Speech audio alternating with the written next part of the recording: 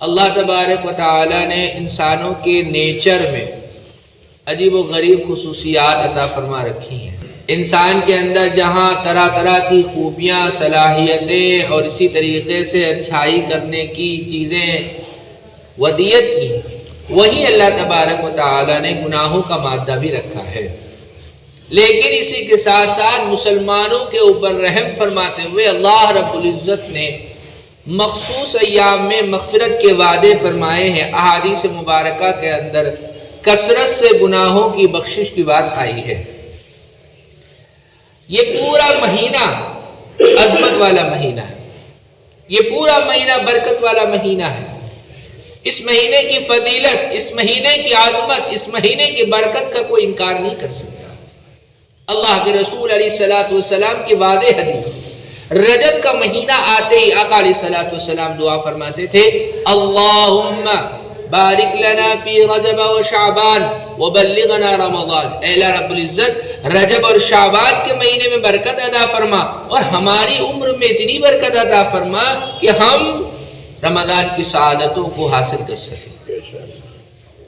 ایسے ہی اللہ کے رسول علیہ الصلوۃ والسلام کی حدیث ہے، آقا فرماتے ہیں کہ دیکھو شعبان کی تاریخوں کا اہتمام کرو، شعبان کے چاند کو یاد رکھو، اس لیے کہ اگر تم شعبان کے مہینے کا لحاظ کرو گے، یاد رکھو گے، اس کا اہتمام کرو گے، تو اگلا مہینہ جو رمضان کا مہینہ ہے اس مہینے کی تاریخوں میں کسی طرح کی کشمکش نہیں ہوگی، کنفیوژن نہیں ہوگی۔ یہ دو حدیثیں ایسی ہیں جو واضح ہیں اور یہ حدیثیں صحیح بھی ہیں، ان سے معلوم ہوتا ہے کہ یہ مہینہ کتنا برکتوں والا مہینہ ہے، عظمتوں والا مہینہ ہے۔ اس لیے وہ لوگ جو سراسر انکار کر بیٹھتے ہیں اور یہ کہتے ہیں کہ یہ مہینہ فضیلت والا مہینہ ہے ہی نہیں، یا کم از کم اس کا انکار کرتے ہیں کہ اس مہینے میں 15 شعبان کو روزہ رکھنا یا اس سے متصل رات کو جاگنا کسی صحیح حدیث سے ثابت نہیں ہے، حقیقت اس کی نہیں ہے، یہ سراسر غلط بات ہے، بالکل درست نہیں ہے۔ آج کی اس بحث کے اندر ہم آپ کے سامنے کھول کر بات رکھیں گے کہ کہاں سے کون سی بات ثابت ہوتی ہے اور کس حد تک ثابت ہوتی ہے۔ یہ بات تو مسلم ہے، سب جانتے ہیں کہ اللہ کے رسول علیہ الصلوۃ والسلام سے جو بات ثابت ہو اس کا انکار نہیں کر سکتے، اور جو بات جہاں تک ثابت ہو اس کو وہیں تک رکھا جائے گا، اس سے بڑھایا نہیں جائے گا، نہ اس سے کم کیا جائے گا نہ اس سے بڑھایا جائے گا۔ کیوں؟ اس لیے کہ دین نام ہے اتباع کا، اللہ کے رسول علیہ الصلوۃ والسلام کی فرما برداری کا، آقا کی سنتوں پر چلنے کا، قرآن کے مطابق زندگی گزارنے کا، اس کا نام دین ہے۔ اپنی مرضی سے چلنے کا نام دین نہیں کہ ہم اپنی مرضی سے جس طرح چاہیں عبادتیں کریں، جس طرح چاہیں ذکر و اذکار کریں، جس طرح چاہیں ہم جاگیں راتوں کو، اس کا نام دین نہیں۔ دین نام ہے اتباع، دین نام ہے فرما برداری کا، دین نام ہے پیچھے چلنے کا، دین نام ہے اللہ کے رسول علیہ الصلوۃ والسلام کی فرما برداری کرنے کا۔ اب جب یہ بات معلوم ہو گئی کہ دین کس چیز کا نام ہے، تو اب آپ سمجھیے اللہ کے رسول علیہ الصلوۃ والسلام سے اس مہینے کی فضیلت اور عظمت ثابت ہے کہ نہیں۔ میں نے 2 حدیثیں آپ کے سامنے پیش کی، اس سے معلوم ہوتا کہ یہ مہینہ عظمت والا مہینہ ہے، یہ مہینہ برکت والا مہینہ ہے۔ اب اس مہینے میں کثرت کے ساتھ روزہ رکھنے کا بھی ذکر آتا ہے، بخاری شریف میں آیا ہوا، اللہ کے رسول علیہ الصلوۃ والسلام کے متعلق امی عائشہ فرماتی ہے کہ آقا علیہ الصلوۃ والسلام شعبان کے مہینے میں کثرت سے روزہ رکھتے تھے، اور دوسری روایت میں آیا ہوا ہے کہ اللہ کے رسول علیہ الصلوۃ والسلام اس شعبان کے مہینے میں اتنی کثرت سے روزہ رکھتے تھے کہ ہمیں لگتا تھا کہ شاید پورا مہینہ روزہ رکھیں گے۔ یہ بالکل صحیح حدیث ہے، اس کا کوئی انکار نہیں کر سکتا۔ اس سے معلوم یہ ہوتا ہے کہ اس مہینے کے اندر روزہ رکھنا فضیلت والا کام ہے۔ ایسے ہی اس مہینے کے اندر اعمال کی پیشی ہوتی ہے اللہ کے دربار میں، اللہ رب العزت کے سامنے اعمال پیش کیے جاتے ہیں۔ اس کی بھی حدیث لو، حضرت اسامہ ابن زید کی حدیث ہے، طحاوی شریف میں یہ روایت آئی ہوئی غالباً۔ کیا فرماتے ہیں؟ فرماتے ہیں حضرت اسامہ ابن زید رضی اللہ تعالیٰ عنہ کہ میں نے آقا علیہ الصلوۃ والسلام سے پوچھا، یا رسول اللہ، میں دیکھتا ہوں کہ آپ اس مہینے کے اندر خوب روزہ رکھتے ہیں، اس کی کیا وجہ ہے؟ آقا علیہ الصلوۃ والسلام نے فرمایا کہ یہ مہینہ ایسا مہینہ ہے جو رجب کے مہینے کے بعد آتا ہے، رمضان سے پہلے آتا ہے، اس مہینے میں لوگ غفلت کرتے ہیں، حالانکہ میں چاہتا ہوں کہ میں غافل نہ ہوں. کیوں؟ اس لیے کہ اللہ تبارک و تعالیٰ کے سامنے اس مہینے کے اندر اعمال پیش کیے جاتے ہیں، اور میں یہ چاہتا ہوں کہ جب میرا عمل پیش کیا جائے اللہ تبارک و تعالیٰ کے دربار میں تو میں روزے سے رہوں. اس لیے اس مہینے میں کثرت کے ساتھ روزہ رکھتا ہوں. اس حدیث سے معلوم ہوتا ہے کہ اس مہینے کے اندر اللہ کے دربار میں اعمال پیش کیے جاتے ہیں. آقا علیہ الصلوۃ والسلام کثرت سے روزہ رکھتے تھے. ہم بھی اگر چاہتے ہیں ہمارا عمل جب اللہ کے دربار میں پیش ہو تو اس حالت میں پیش ہو کہ ہم روزے دار ہوں تو ہم کثرت سے اس مہینے میں روزہ رکھیں. اب پھر ایک بات آتی ہے کہ کیا اس مہینے میں موت کا فیصلہ ہوتا ہے؟ اس کی بھی حدیث ہے. امی عائشہ فرماتی ہیں کہ اللہ کے رسول علیہ الصلوۃ والسلام نے فرمایا، اسی طرح کی حدیث ہے جو پہلے میں نے ابھی ذکر کی ہے، اور اسی کے اندر یہ بات آئی ہوئی ہے کہ اللہ تبارک و تعالیٰ اس مہینے میں فیصلہ فرماتا ہے کہ کس نفس کو موت دینا ہے اور کس نفس کو زندگی دینی ہے.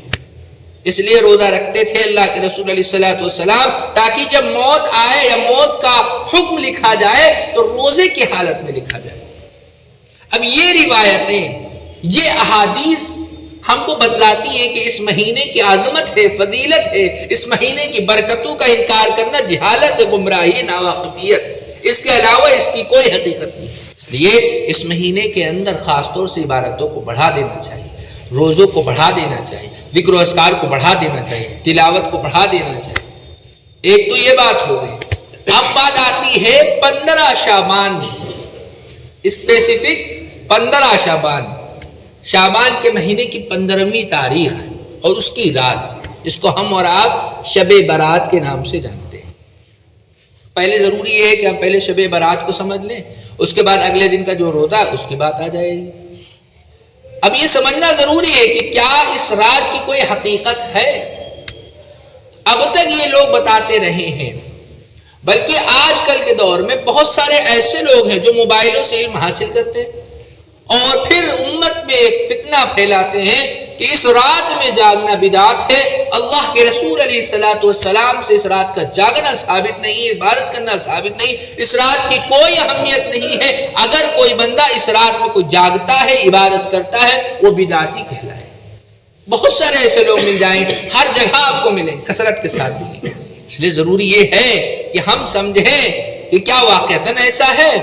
جب ہم کتب احادیث کو کھنگال کر دیکھتے ہیں، احادیث مبارکہ کا جائزہ لیتے ہیں، تو ہم کو سب سے پہلے تو ایک صحیح حدیث ملتی ہے. کون سی حدیث ملتی ہے؟ صحیح حدیث. اور صحیح حدیث سے عمل ثابت ہوتا ہے کہ نہیں ثابت ہوتا ہے؟ کیا ہے صحیح حدیث؟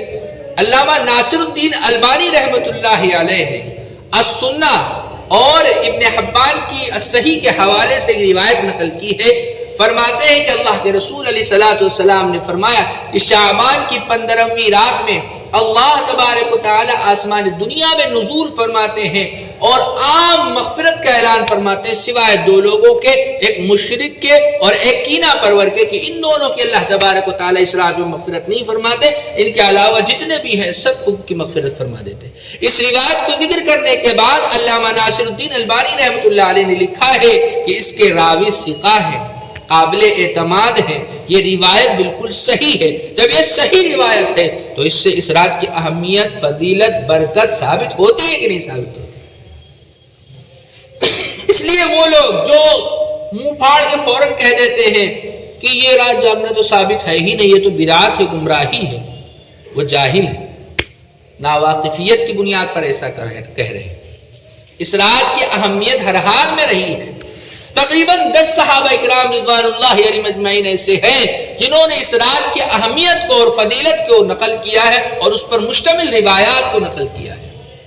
اللہ کے رسول علیہ الصلوۃ والسلام کی مشہور حدیث ترمذی شریف میں روایت کیا گیا ہے. امی عائشہ فرماتی ہیں کہ 15 شعبان کی رات کو میں نے اللہ کے رسول علیہ الصلوۃ والسلام کو بستر پہ نہ پایا تو میں آپ کے پیچھے چلی تلاش کرنے کے لیے کہ میں دیکھوں کہاں گئے. میں نے دیکھا کہ جنت المقی میں آپ صلی اللہ علیہ وسلم موجود ہیں. ہم کو جب دیکھا تو حضور علیہ الصلوۃ والسلام نے فرمایا عائشہ کیا بات ہے، تم یہ سمجھتی ہو کہ تمہارا شوہر تمہارے ساتھ ناانصافی کرے گا، تمہاری باری میں دوسری بیوی کے پاس چلا جائے گا؟ ہرگز ایسا نہیں ہو سکتا ہے. اس رات میں اللہ رب العزت اپنی خاص تجلی ظاہر فرماتے ہیں، آسمان دنیا پر نزول فرماتے اور قبیلے بنو کلب کی بکریوں کے بال کی تعداد کے برابر معافی فرماتے ہیں، گناہ گاروں کو معاف کرتے ہیں۔ یہ روایت اگرچہ ضعیف ہے لیکن میں صحیح حدیث پہلے بیان کر چکا ہوں۔ اس طرح یہ ایک روایت ضعیف روایت، اور اس طرح کی متعدد روایات ہیں۔ جب بہت ساری ضعیف روایتیں اکٹھا ہو جاتی ہیں، جمع ہو جاتی ہیں، تو علماء نے لکھا ہے کہ اس سے قوت اور طاقت پیدا ہو جاتی ہے۔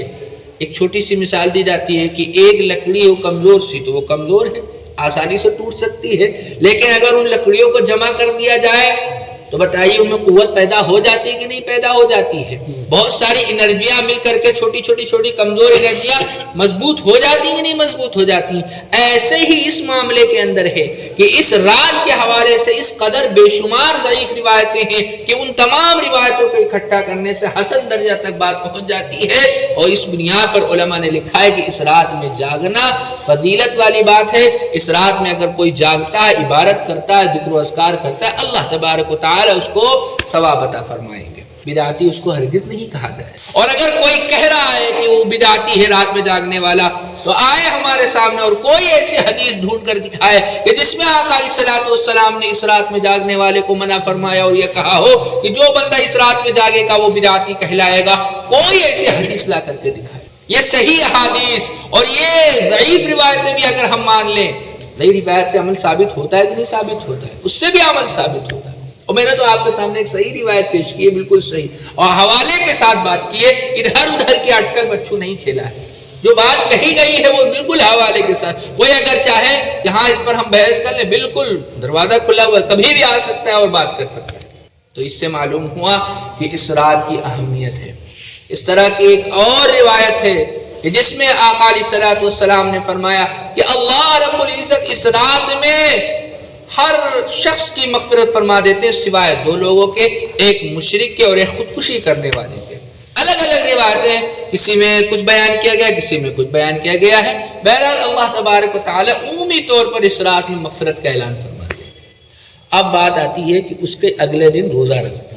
یاد رکھیے کہ اس دن میں خاص طور پر روزہ رکھنے کے متعلق صرف ایک حدیث ہے، ابن ماجہ کی روایت ہے، حضرت علی سے مروی ہے، فرمایا کہ اس کی راتوں کو جاگو، قیام کرو، ذکر و اذکار کرو، اور اس کے دن کے اندر روزہ رکھو۔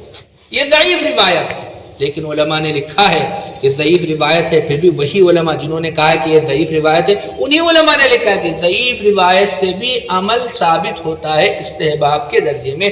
اس لیے علماء نے لکھا ہے کہ اگر کوئی بندہ اگلے دن روزہ رکھے مستحب سمجھتے ہوئے، ضروری نہ سمجھتے ہوئے، تو اس کے لیے روزہ رکھنا جائز ہے اور ثواب کا کام ہے، فضیلت کا کام ہے۔ اگلے دن روزہ رکھنا چاہیے، لیکن ضروری نہیں سمجھنا چاہے، مستحب ہے، رکھ لو گے ثواب ملے گا، نہیں رکھو گے تو کوئی آپ کے اوپر لان تان نہیں کر سکتا کہ کیوں نہیں روزہ رکھا ہے۔ کیوں؟ اس لیے کہ جو چیز جیسے ثابت ہے اس کو اسی طریقے سے بیان کیا جائے گا۔ رمضان کا روزہ فرض ہے، اس میں اگر کوئی کمی کرے گا، روزہ نہیں رکھے گا تو اس پر لان تان بھی ہوگا، حتیٰ کہ اگر اسلامی شریعت ہوگی تو اس کو مار دینے کا حق حاصل ہے۔ آپ لوگوں نے پڑھا ہوگا، سنا بھی ہوگا، لیکن رمضان کے روزے کے برابر اس کی اہمیت نہیں ہے۔ اس لیے اس معاملے میں علماء نے صاف طور پر کہا ہے کہ اس دن 15 شعبان کا روزہ رکھنا مستحب ہے۔ کیا ہے؟ مستحب۔ رکھ لو گے تو ثواب، نہیں رکھو گے تو کوئی گناہ نہیں۔ میں نے آپ کو صحیح روایات کی روشنی میں پہلے بیان یہ کیا ہے کہ اس مہینے کے پورے مہینے میں بلا تعین ایام اللہ کے رسول علیہ الصلوۃ والسلام کثرت سے روزہ رکھتے تھے۔ بات آئی تھی کہ نہیں بات آئی تھی؟ جب کثرت سے روزہ رکھتے تھے تو اگر کوئی بندہ یہ نیت کرے کہ اللہ کے رسول علیہ الصلوۃ والسلام شعبان کے مہینے میں کثرت سے روزہ رکھتے تھے، اس لیے میں 12 کو بھی رکھوں گا، 13 کو بھی رکھوں گا، 14 کو بھی رکھوں گا، 15 کو بھی رکھوں گا، تو اب 15 بھی بیچ میں آ گیا کہ نہیں بھائی؟ تو اب حیثیت بدل گئی کہ نہیں؟ ارے دوسرے اعتبار سے وہ روزہ رکھ رہا ہے کہ نہیں رہا؟ یہ تو فضیلت والا کام ہو جائے گا اور زیادہ اس کو ثواب ملے گا۔ الغرض 15 شعبان کا روزہ رکھنا ناجائز نہیں ہے، مستحب ہے۔ رکھ لو گے تو ثواب ملے گا، نہیں رکھو گے تو کوئی گناہ نہیں ہے۔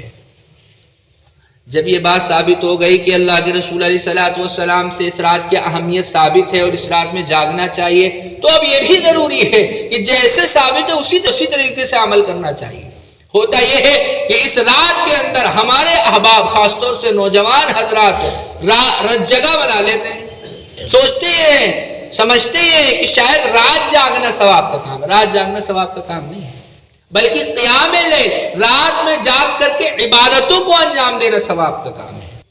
اس کے علماء نے مثال بیان کی ہے کہ دیکھیے اللہ جیسے دنیا کا ایک اصول ہے کہ بادشاہ کا ایک عام دربار لگتا ہے کہ اس دربار میں کوئی بھی آ سکتا ہے، کثرت کے ساتھ لوگ آتے ہیں، اور ایک بادشاہ کا خاص دربار ہوتا ہے۔ بادشاہ کہتا ہے ایسا ہے کہ اب رات میں پرائیویٹلی مجھ سے ملو، تو وہ کون لوگوں کو بلاتا ہے؟ جو خاص لوگ ہوتے ہیں انہی لوگوں کو بلاتا ہے، یعنی اس کا مطلب ہے کہ اس کو اہمیت دے رہا ہے۔ ایسے ہی اللہ تبارک و تعالیٰ کا عام دربار ہوتا ہے، 5 وقت نماز پڑھنا اور رمضان کے روزے رکھنا اور بھی عبادتوں کا انجام دینا، لیکن نوافل کا جب معاملہ آتا ہے تو اللہ نے فرمایا کہ دیکھو یہ ہماری پرائیویٹلی ملاقات ہے، اس میں تنہا کرو زیادہ ثواب ملے گا، اجتماعیت کے ساتھ میلہ ٹھیلا لگاؤ گے، ہردنگ مچاؤ گے، ہم کچھ نہیں دیں گے۔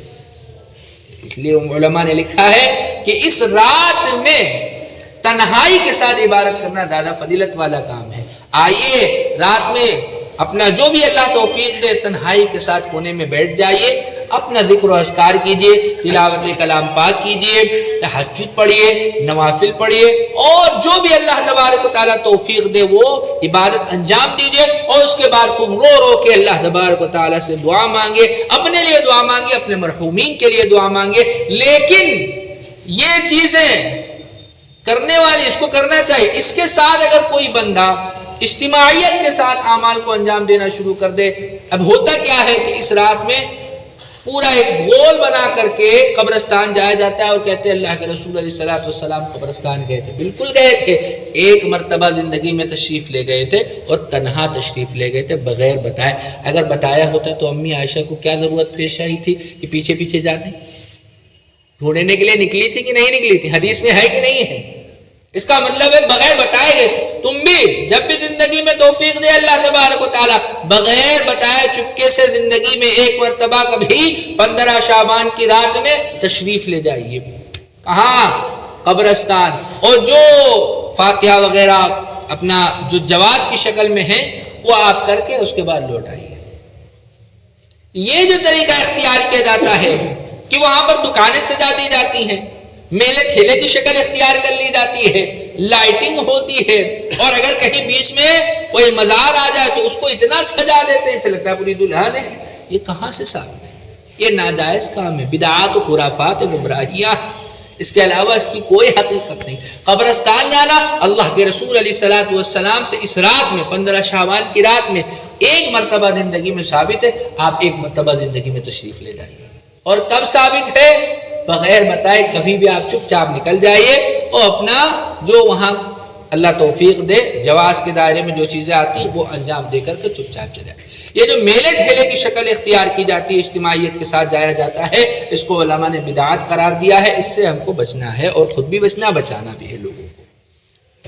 ایسے ہی اس رات کے اندر بہت سے لوگ حلوہ بناتے ہیں اور کہتے ہیں کہ رات میں حلوہ اس لیے بنایا جاتا ہے کیونکہ فلاں پیر صاحب کا دانت ٹوٹ گیا تھا اور انہوں نے حلوہ کھایا تھا، ان کی سنت، اس لیے ہم بھی حلوہ کھائیں گے، اور یہ دین کا حصہ ہے۔ یہ ناجائز سرے سے بدعت و گمراہی، اس کے علاوہ اس کی کوئی حقیقت نہیں۔ نہ صحابہ کرام سے منقول ہے، نہ اللہ کے رسول سے منقول ہے کہ حلوہ بنائے۔ حلوہ بنانا عام دنوں کے اندر جائز ہے، آپ خوب رات میں حلوہ بنائیے، آج بھی بنائیے، کل بھی بنائیے، لیکن خاص طور پر سمجھ رہے ہیں، خاص طور پر 15 شعبان کی رات میں حلوہ بنانا اور یہ کہنا کہ یہ ثواب کا کام ہے، یہ جہالت ہے، گمراہی ہے، بدعات ہے، خرافات ہے، رسم و رواج ہے۔ اسی کے خاتمے کے لیے اللہ کے رسول علیہ الصلوۃ والسلام تشریف لائے تھے۔ کوئی اگر دین کا عمل سمجھ کر کے انجام دیتا ہے تو وہ کیا کرنے والا ہے؟ وہ اللہ کو ناراض کرنے والا ہے، رسول اللہ کو ناراض کرنے والا، صحابہ کو ناراض کرنے والا، اولیاء اللہ کو ناراض کرنے والا، جن کے نام پر یہ حلوہ بناتے ہیں ان کو بھی یہ ناراض کرنے والے ہیں۔ یہ بالکل لکھی پڑھی بات ہے، اس میں کسی طرح کا کوئی اختلاف نہیں ہے۔